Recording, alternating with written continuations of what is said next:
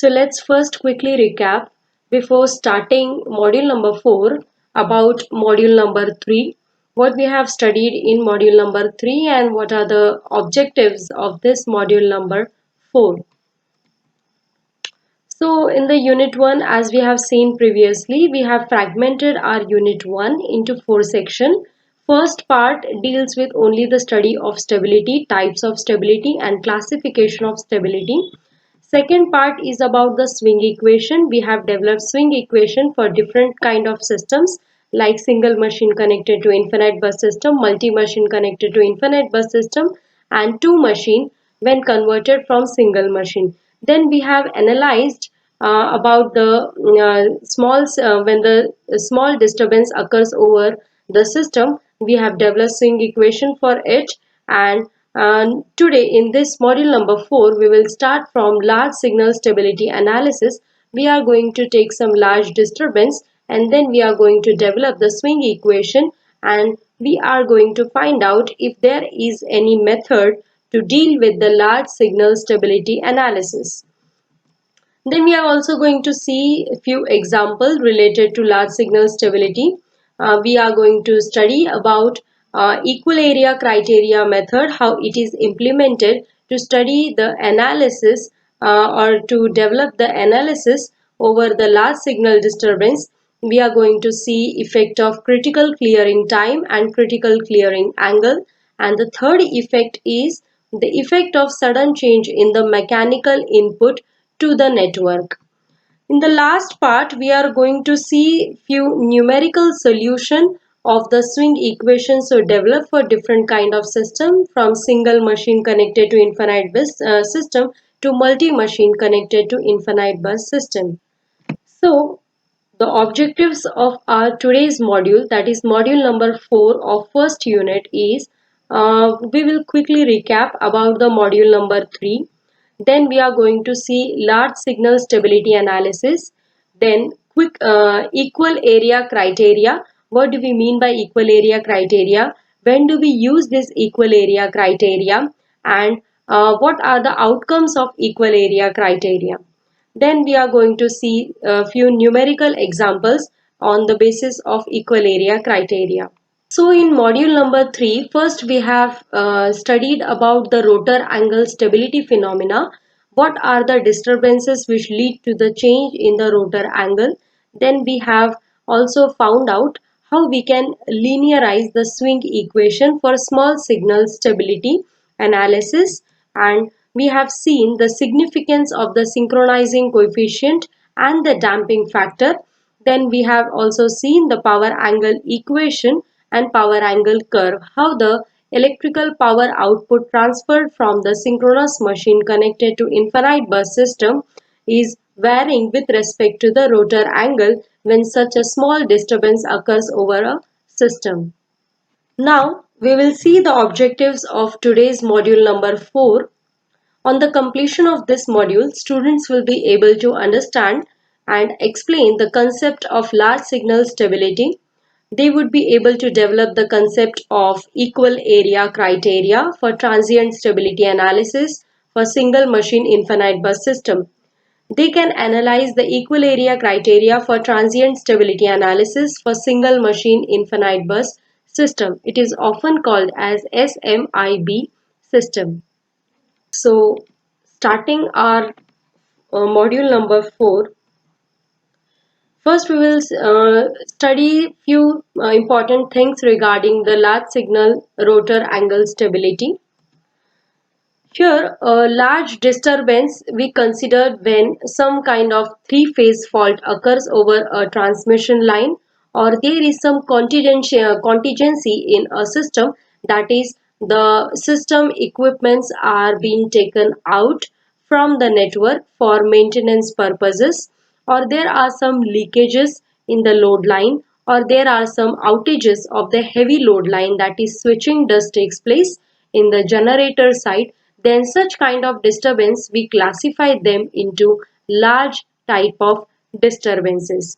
So when these type of disturbance occur, mainly there is a sudden change in the output of a generator, because at the input terminal the disturbances occurs and then there is a sudden change in the output of generator.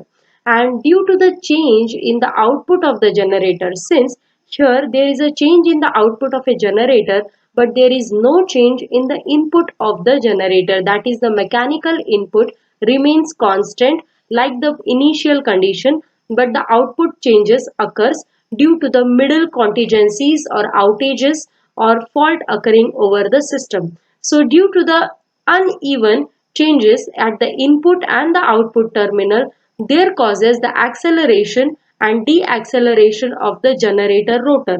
Due to this deacceleration and acceleration, there is a large deviation in the rotor angle, as we have seen in the previous graph of power angle curve, in which how the rotor angle changes when a sudden disturbance occurs over the system, and rotor starts oscillating, it starts building up the oscillations, and finally it reaches to a new operating point, and that operating point leads to the stability, or it makes the system stable. So for a large signal stability analysis, we develop a swing equation. Swing equation is like this: m into d square delta by dt square plus capital D into d delta by dt plus equal to Pm minus Pe, where Pm is the input mechanical energy and Pe is the electrical output. M is the machine inertia constant, and d square delta by dt square is the rate of change of the rotor angle with respect to time, and d is the damping factor. So we know that for a small signal we can easily linearize the swing equation, and we can derive the roots, we can find out the roots, and after factorization and finding out the roots we can classify whether the machine is going to be stable or not going to be stable, or it is going to build up the oscillations, and at what particular point of time when it is going to be stable. But for a large disturbances, when such kind of outages occur over a system, it cannot be it cannot be easily made stable, or first we cannot make its swing equation so developed into linearized fashion, because here what happens, here capital D, that is the damping factor, plays a very important role. In a large system, D is never equal to 0. Here due to since the D is not equal to 0, it cannot subsidize the oscillations taking place in the system, and due to this effect there is a continuous buildup of the oscillations, and large disturbances occur and becomes cumulative, and system try to oscillate and becomes highly unstable. After many cycles, around 7 to 10 cycles, then it comes to steady positions. So such kind of swing equations were developed for such kind of disturbances, we cannot linearize easily. So same thing we are portraying with the help of these equations. So here PE, that is the electrical power output of the synchronous generator, is Pmax into sine delta. And here since D is equal to 0, since we want to reduce some complications, we are making it as 0 to get a pessimistic result. So when it becomes 0, so finally your D, that is D delta by dt, the whole this parameter becomes 0. So finally we get the equation like m into d square delta by dt square is equal to Pm, that is mechanical power input minus electrical power output, that is Pmax into sine delta. So to make out this complex analysis about the large signal stability, we make certain assumptions. So what we have made here is we are assuming that D is equal to 0, means when there is no damping in the system, there is certain very sustained oscillations developed in the system, and we consider we can make actually the large disturbances occurring over the system. So now let us see how this whole dynamic process is going to take place with a certain assumptions. Now let us say system is operating with input initially with PM0. So here is the input input mechanical power, that is PM0. And at the starting, what happens when there is a PM0, the delta angle is delta 0, and at this point of time the machine is working in synchronism. It means the input mechanical power is totally satisfying the electrical output transfer from the synchronous generator. So now so now the power transfer keep on increasing in the linear fashion. But suppose we suddenly increase this mechanical input power to PM1. So now what happens? There is a substantial difference between the increased mechanical power and the initial mechanical power. So due to this positive mechanical power so increase, there is a rapid acceleration of this delta angle from delta 0 to delta 1. So your delta on the x-axis keep on increasing till this delta 1 point, and your electrical power transfer also accelerates till the point of P till this point. Here you can see it have increased till this point till it reaches PM1. Now since at this point of time there is no more excessive mechanical input power available to the synchronous generator, so it don't increase. Now after this point of PM1 there is no accelerating power available, and the delta 1 is stable over here. So here both your electrical output and mechanical input are equal. They are made equal till the point of PM1, and we would expect the system is operating at this point of time and the rotor angle is delta 1. However, this does not happen because the rotor have gained some speed, and due to its mass, that is rotor mass, and it has got its own inertia, it slightly become its speed actually slightly become higher than the synchronous speed. We can consider the speed as a super synchronous speed, and due to its inertia it continue to increase till delta dash 1.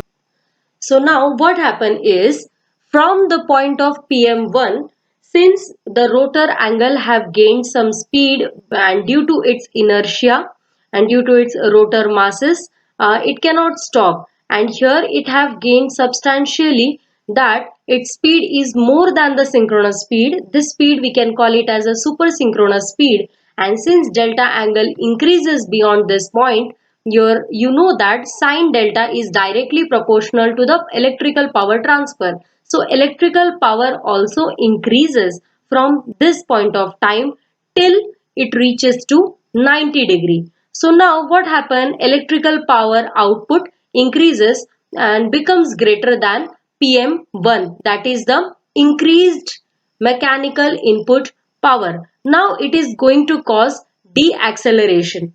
So here output is more than the input. So what happened at this point of time? There is going to be deceleration as per the synchronous rotating frame of rotor and achieve some synchronous speed at this point of time. So what happened after PM1? The speed or the delta is in super synchronous mode, but after PM1 we know that electrical output become greater since it is directly proportional to delta, and due to this reason your input mechanical is less than the output electrical. So due to this point your deceleration starts, and deceleration starts and reaches back to PM0. So at this point of time, what happens? Your electrical input becomes equal to the mechanical output. Your electrical output becomes equal to mechanical input. So from the fourth dot on the curve till the second dot on the curve, the electrical output power is greater than the mechanical power, and thus delta starts deaccelerating. The speed is subsynchronous now. This is to be noted till it reaches to PM1. Okay. So from fourth dot till the second dot, it starts deaccelerating back because here the electrical output is greater than the mechanical, so it starts deaccelerating till the point of PM1. At PM1, mechanical power becomes equal to the electrical power and the speed is now synchronous speed. So this acceleration and deacceleration continues and we get a sustained oscillations between this first and fourth point. Okay, so but in actual system there is going to be a damping also. Here we have not considered any damping phenomena because we want to have a large disturbance over a system. We have assumed that capital D is equal to 0, and since it is an assumption, it happens only in theoretical cases. It doesn't happen in a your practical case. In practical case, every system has got its own damping phenomena. So since there is a damping, there is going to be damping in the practical cases, which after a period of time oscillations are going to be damped out and the system becomes stable and new power angle operating point is found and it starts operating in a stable condition. So this is what we have seen, the kind of dynamics which occurs over a system when there is a sudden increase in the mechanical input power from the a turbine generator and the system becomes totally unstable and sometimes it also loses synchronism and it cuts out from the other stable infinite bus bar. So we say that stability of the system also depends on the magnitude of the disturbance and the operating point when we are operating. So for a small signal disturbance, it does not usually lose the synchronism, but for a large disturbance when the oscillations are keep on building up and there is no damping or comparatively the damping is lesser and due to the sustained oscillations building up in the system, the system might lose its synchronism and may lead to a cumulative failure of the entire network. So let us now see few assumptions what we have made for the large signal stability analysis. Uh, yes. So let's see the assumptions. Here the transmission line as well as the synchronous machines resistance is ignored. So why we are ignoring the resistance? We know that resistance causes the damping in the system and it eliminates totally the oscillations building up in the system. But we now want to analyze the large disturbances occurring over the system and what is the response of a system. Since we want to know the response of a system under the large disturbances, we are going to remove any sort of parameters which are causing damping in the system. So here we have removed one parameter, that is resistance. Damping term contributed by the synchronous machine damper winding is also neglected. So here we know that damper winding provides certain kind of a damping in order to reduce some oscillations and have a smooth control of the synchronous machine. But in this we want to analyze the response of a system, previously I have mentioned. So for that purpose we are removing the damper winding also. So rotor speed is assumed to remains constant. So since we are going to measure the synchronous speed from the rotor synchronous frame, so we are assuming initially that rotor is working in a synchronous fashion. Since the rotor speed and frequency vary very insignificantly, so network parameter remains fixed during the stability study. So mechanical input, fifth is mechanical input to machine is assumed to remain constant during the transient period. So here the transient period for which we are going to make analysis is for 3 to 10 cycle. It is quite substantial for study of large disturbances and the voltage behind the transient reactance is assumed to remain constant. So here we are also ignoring the effect of automatic voltage regulator because they are very good and active in making the system's terminal voltage as constant, but we don't want that. We want to have certain kind of disturbances, so involvement of any kind of AVR, that is automatic voltage regulator, is neglected. So moving further,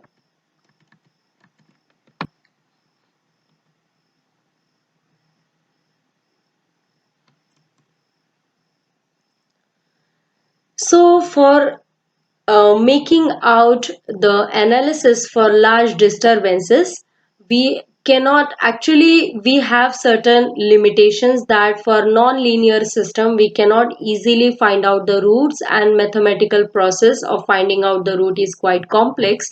So in order to reduce the complexity, we are going through graphical method of finding out the solution for the swing equation, that is non-linear swing equation for large signal disturbances occurring over the system. This method is the graphical method called as equal area criterion. The equal area criterion is a graphical technique used to examine the transient stability of a machine system.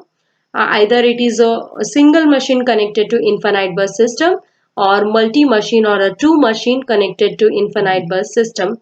So here the stability conditions are stated by equating the two area segment. Here will be the two area, that is one area will be related when the rotor angle is in accelerating mode, and the other area will be considered when the rotor angle is in a deaccelerating mode. And then equating the areas, first area to second area, both the areas must be equal. When they are equal and they are judged from the graphical point of view, then we consider the system is stable, or it is going to be stable at certain point of operating point. So, and that two areas can be portrayed and can be analyzed from the power angle diagram. So here your equal area criterion equation is integral from delta 0 till delta, that is complete change or complete increase in the angle, rotor angle, from initial rotor angle till the final rotor angle of PA, integral of this PA. PA is nothing but the accelerating power, that is the difference of the input power, input mechanical power, and the output electrical power into d delta is equal to 0. It means that the total difference in the input mechanical power and the output electrical power must be equal to 0. So when it becomes 0, the two areas of A1 and A2, that is first area and second area, are equal, and then we consider the system is going to be stable. Here PA is the accelerating power. So this curve we have already seen. It is just a power angle curve. Power is taken on the y-axis with respect to the load angle on the x-axis, and how the load angle varies from its initial point till the final point of delta, and it starts from 0 linearly up till the angle of 90 degree. Your power, electrical power transfer, also increases linearly with respect to delta, but after a certain point of time, that is at the angle of 90 degree, it starts the power start decreasing, but still there is an increase in the delta angle. So here you can see that here area of A1 is equal to area of A2, and this is the constant input mechanical power. So this constant input mechanical power, at this point of time, your electrical input and output, your output electrical and input mechanical is equal, and the making the two areas equal, that is there is no acceleration in the rotor angle. So this I have previously covered the power angle diagram. You can go through previous slides. Now we will try to see the equal area criteria for transient stability analysis through the nonlinear swing equation developed for the large disturbances. So here d square delta, what we have done is, here previously in the previous equation m was on the left hand side of the equation, so it was like m into d square delta by dt square is equal to pm minus pe, and this difference in this will be equal to pa.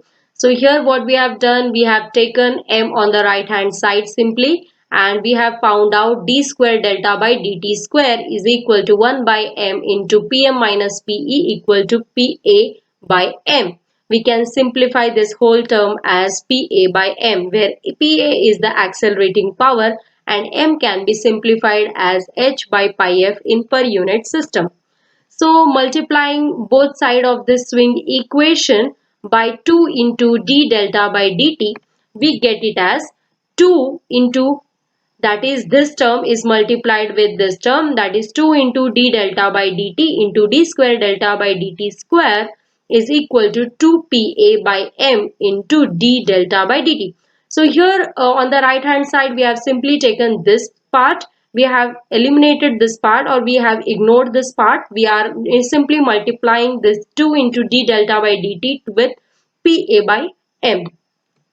Right. So again, what we are doing is we d delta by dt whole square. We can write it like this, and then 2 by m. This taking the constants out. 2 by m integral from delta 0 to delta, that is final angle Pa into d delta. So this is what you call is as equal area criteria. That is, change in the delta angle is equal to 2 by m integral from delta 0 to delta Pa d delta. So moving further on the next slide. So here simply we have removed the square over here and we have taken it on the right hand side. We get it as d delta by dt, that is change in the rotor angle with respect to time, is equal to whole of 2 by m integral from delta 0 till delta Pa d delta to the power of 1 by 2, or you can say it is the root over of 2 by m integral from delta 0 to delta Pa d delta. So for the system to be stable, there should not be any change in the rotor angle with respect to time. So we have to take d delta by dt equal to 0. So when you take this as 0, your total right hand side terms equal to 0. So it is nothing but root over 2 by m integral from delta 0 to delta Pa d delta is equal to 0. So when you take this constant on the right hand side, it becomes 0. Your square also when removed, you will get finally as integral of the accelerating power from delta 0 to delta is equal to 0. So when the system has to be stable, from the equal area criterion method, we have proved that your accelerating power must be 0.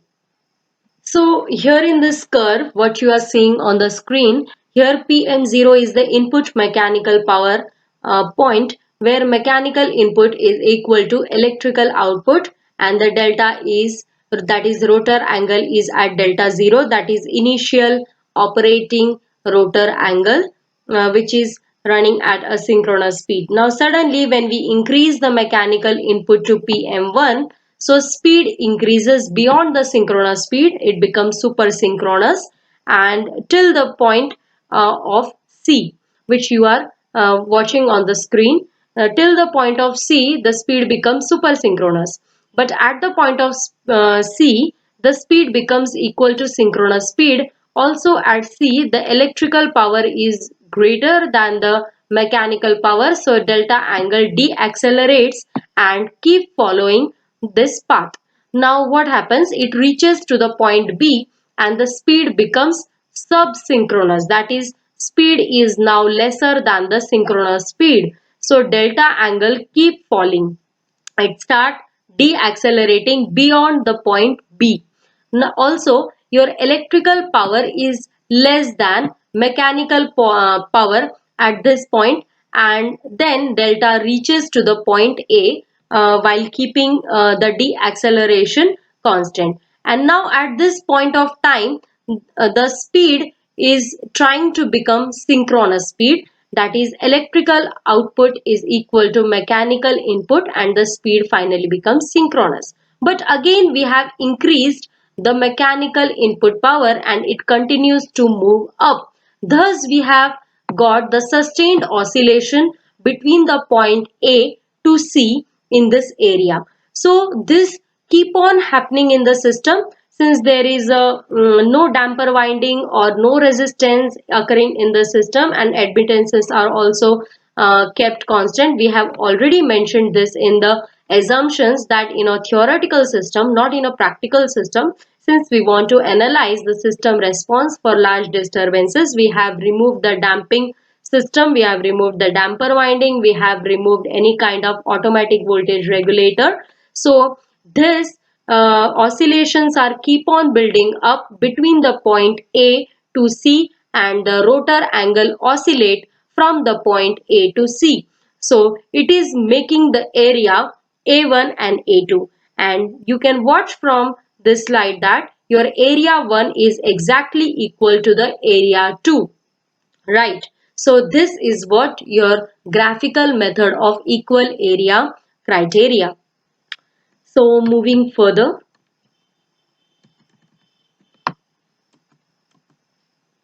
so here from accelerating power integrated from delta 0 to delta is equal to 0 since the rotor is deaccelerating, and your PM1 is equal to PE, that is Pmax into sine delta 1. So area 1 can be considered from delta 0 to delta 1, that is PM1 minus PE delta d delta, and A2 can be considered from delta 1 to delta 2, that is PE integral of the integral of difference of the electrical output power minus the PM1, that is sudden change in the mechanical input power into d delta. So here your D2 so here your delta 2 is equal to delta maximum, which is equal to total 180 degree minus the delta 1. This is the magnitude of this maximum delta angle, which can be written as pi minus sine inverse of PM1 by Pmax. So this power angle curve I have explained you before. So how this rotor angle delta starts from delta 0, it start oscillating from A point till the C point depending upon the magnitude of this sudden change in the mechanical input power, and making when it makes the area 1 equal to area 2 right from delta 0 till delta 2, then at that point it have reached to stability.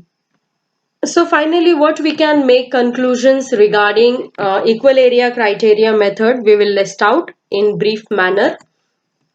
So basically, equal area criteria is a simple graphical method to predict the transients of the two machine or a single machine connected to infinite bus system, and this criteria does not require the swing equation. So this is one of the major advantage of the equal area criteria.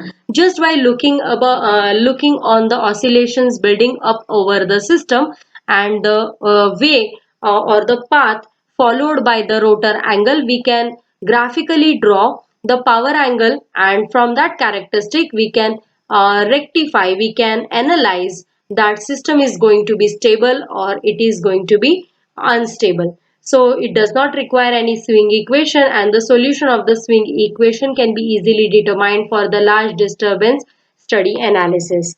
The stability conditions, third one is the stability conditions are determined by equating the areas of segment on the power angle diagram. As I have mentioned in the second point itself, that it does not require any swing equation through the graph plotted by taking the rotor angle on the x-axis, by taking its path and drawing it on the graph, we can easily get the area of various at various conditions, and we can analyze whether the system is stable or unstable.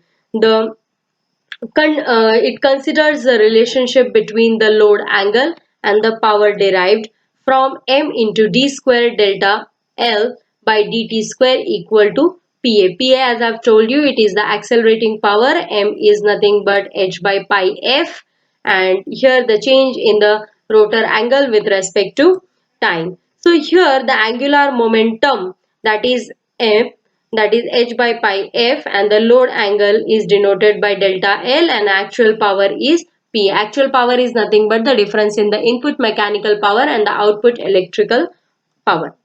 So what are the applications of the equal area criteria? There are two main applications of equal area criteria. One is the critical clearing angle and critical clearing time. So now what is this critical clearing angle? So it is basically denoted by cos delta C equal to Pm by P max into pi minus 2 delta 0 minus cos delta 0. So here just remember that delta maximum is nothing but 180 degree minus the initial angle, as I have mentioned you previously while explaining the power angle graph, that maximum delta is always subtracted from 180 degree the initial angle. And critical clearing time can be given as root over 4h difference of delta C minus delta 0 by omega 0 into Pm. Now what is this omega 0? It is the initial oscillations building up in the system, or we can say it is the frequency of oscillations building up over a system. So now let's go into the details of critical clearing angle and critical clearing time. What do we mean by these two terms? How we can apply your equal area criteria. So consider a simple network. There is a synchronous generator connected to through a parallel transmission line to an infinite bus bar, and suppose a fault occur over the second system, and there is a three-phase fault at the sending end side, and during the fault what happens, you know that there is a sudden rapid increase in the short circuit current, and there is a reduction of voltage. The voltage becomes zero at this point of time.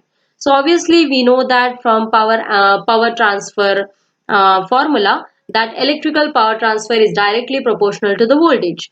So since the voltage is going to be zero, your electrical power transfer at the point of fault, it is going to be zero. So we have written as PE during the fault as zero if all the resistances are neglected. So in case of a faulted system, you already know that delta start increasing, and due to the positive acceleration of the power at the sending end of the transmission line, there is a change in the delta angle at a very large extent, and the system becomes highly unstable. So there is a certain critical angle, that is there is a certain period of that rotor angle within which the fault should be clear. So in order to remain the system in a stable mode. So under this equal area criteria, only your stable point of angle can be derived. So when the area 1 is equal to area 2, from area 1 till the area 2, there is a period of delta, and in that period only your fault must be cleared. If the fault is delayed, or you can say that if the fault is sustained in the system and it is not being cleared right from initial point of area, initial start of rotor angle acceleration till the final point, and the oscillations are sustained in within the network, then it is going to be going to have a cumulative instability, or they're going to have a cumulative disturbances occurring in the network, and further there is going to be instability condition in the system. So there is a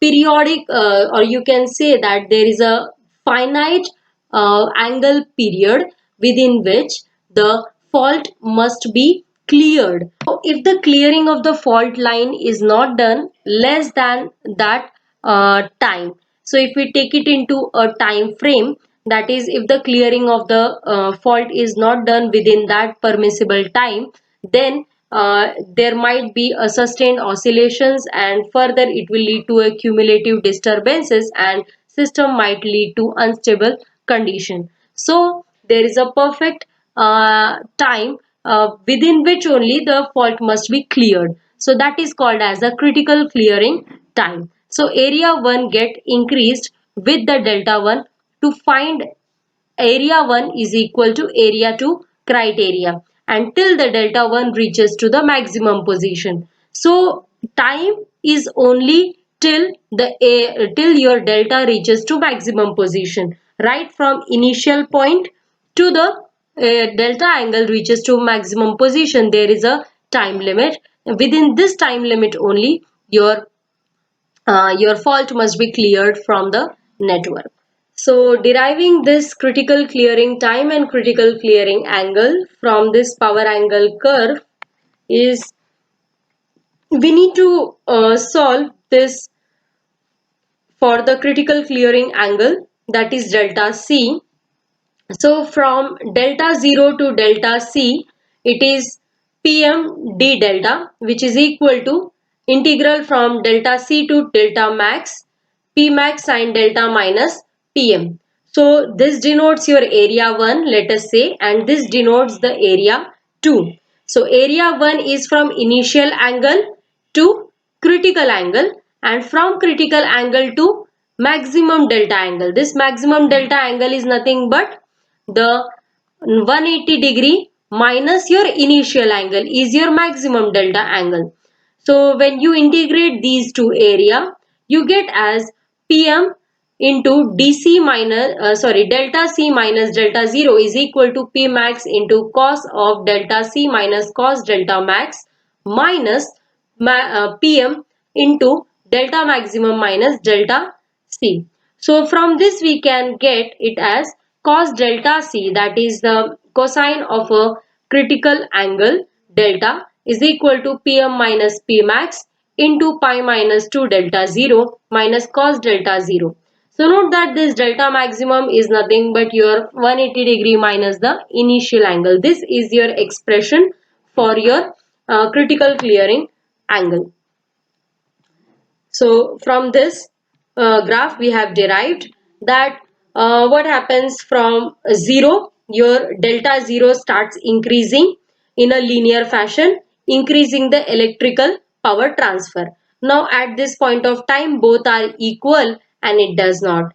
Now what happens, A to B occurs, that is at delta 0. Now from delta 0 to delta C, how it becomes? When there is a sudden change in the mechanical input. When there is a sudden change in the mechanical input, there is a increase in the rotor angle from delta 0 to delta C, that is from point B to point C, and your electrical power transfer also increases and it keep on increasing from it keep on increasing till the point of C.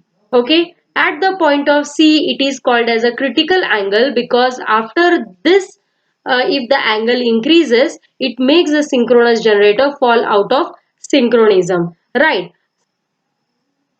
So after this point of C, it starts deaccelerating. That is electrical output power after delta C starts deaccelerating. So here it is what, for area 1 is nothing but this area, and we are integrating this area and we are equating the area 1 to area 2. Area 2 is nothing but your maximum minus the input, that is this area A2.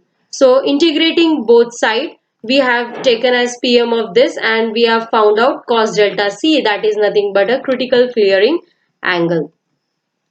So solving this similar thing for the critical clearing time, that is electrical power transfer at the point of fault is equal to 0. So similarly it is 2h by omega 0 into d square delta. What is this? It is nothing but your m. We are writing the swing equation for the faulty condition. Similar for a faulty condition at which your PE is made 0 and we are writing it m in terms of 2h by omega.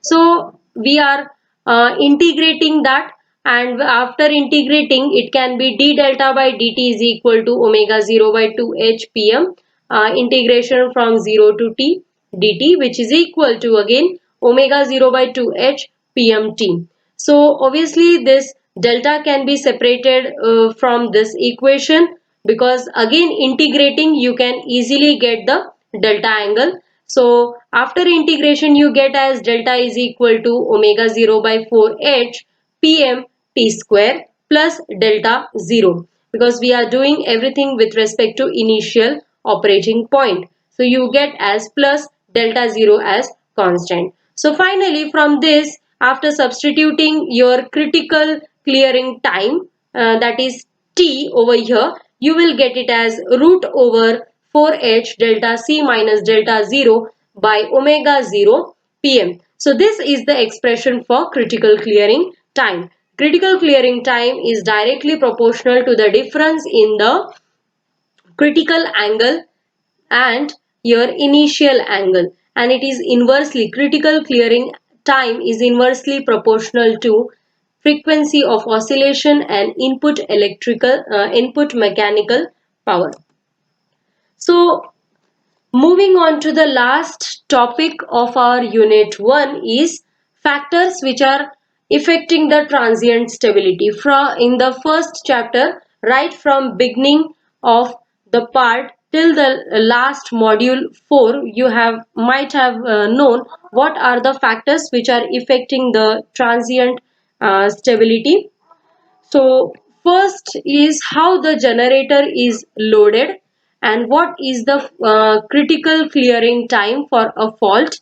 So when the time is more, it means that more oscillations will be sustained in the system and more transient period will be occurring over the network. Then post-fault transmission reactance, if the reactance is going to be high, your power transfer is going to be low, and when the power transfer is going to be low, it means there is more transients present in the network. This I have proved with the help of the power transfer equation. Then generator reactance also plays a major. The lower reactance will increase the peaks. Obviously, when there is a reactance, it just act like a damping in a damping system, and it reduces the peaks occurring in the transient period. So it increases to due to the lower reactance, it increases the peak power and reduces the initial rotor angle. Fourth is the generator output during the fault. This depends upon the fault location and type. If it is very nearer to the fault, then it is going to affect very at a very high magnitude, and transient nature is going to have very sustained and peaky type of oscillations. So next is also the generator inertia. The larger rating of generator, the more will be inertia, and due to this inertia, there will be more sustained transients in the transients in the operation when the disturbance occur. The higher the inertia, the slower the rate of change in angle, and this reduces the kinetic energy gained during the fault, and the accelerating power is reduced. Obviously, when the inertia is more, your accelerating power is reduced, and since there will be more stability. The generator internal voltage also changes when there is a certain kind of disturbance. In order to maintain the generator terminal voltage constant, it makes changes in the excitation, and when this excitation changes, it is going to hamper the reactance part, and the reactance will ultimately going to change the transience condition of the system. So, and the voltage, last one is voltage magnitude of the bus receiving power from the generator. So these are the factors which are being affected as I have listed in the previous slide: type and the location of the fault, inertia and the critical clearing angle, and how we can last is how we can improve the transient stability. First, by increasing the system voltage and the use of automatic voltage regulator. As I have seen, as I have mentioned earlier, that automatic voltage regulator are very active and very sportive and rapid in action in maintaining the terminal voltage of the synchronous generator constant. They do so by increasing or decreasing the excitation, and since they increase the excitation, if there is a sudden change in increase in the load, then your reactance of the rotor also increases, and it increases the damping system damping phenomena in the system, and hence reduces the transient operation mode of the entire alternator. So next is use of high speed excitation system. As I've mentioned in the previous itself, when there is a high speed excitation system, reactance part increases and the damping phenomena increases and reduces the transient nature. Reduction in the system transfer reactance. With the help of this also we can reduce the transient modes, and use of high speed reclosing breakers. So what are the recent trends in order to reduce the transient nature? This is what we are going to look in details in our unit number 3. So first is HVDC links through the braking resistors, short circuit current limiters, turbine fast valving and bypass valving, and full load rejection technique. So we have came to the end of this module number 4. So in the previous section, in the previous module also, we have ended our module with certain assignment questions which are repeatedly coming in INSEM and ENDSEM exam. So for the module number 4, your first question is explain the concept of effect of sudden change in the mechanical input or load on the stability. I have I have explained this concept with the help of a power angle diagram by denoting PM0, PM1, delta 0, delta 1, delta maximum.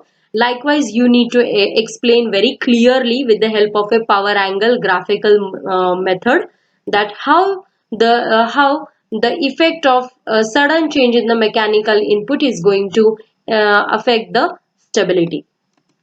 Next is derive the critical clearing time and concept of critical clearing angle for the stability. Sorry for mentioning 2 times this critical clearing time. One is critical clearing angle and critical clearing time for the stability. You need to take the 2 areas, you need to equate those areas, you need to draw the graphical power angle diagram for this question, and then you need to derive cos delta C, that is the critical clearing angle, and TCR, that is the critical clearing time. Third question is explain the factors affecting the transient stability and methods to improve the transient stability for a power system network. In the last section of module number 4, I have clearly mentioned few factors which are highly affecting the transient stability. You can also go through some standard reference books like A.K. Sahani textbook, like A.K. Sinha textbook for this purpose, in order to see what are the remedies, what are the methods which are implemented in order to reduce the transient stability. So thank you for patiently listening this module number 4.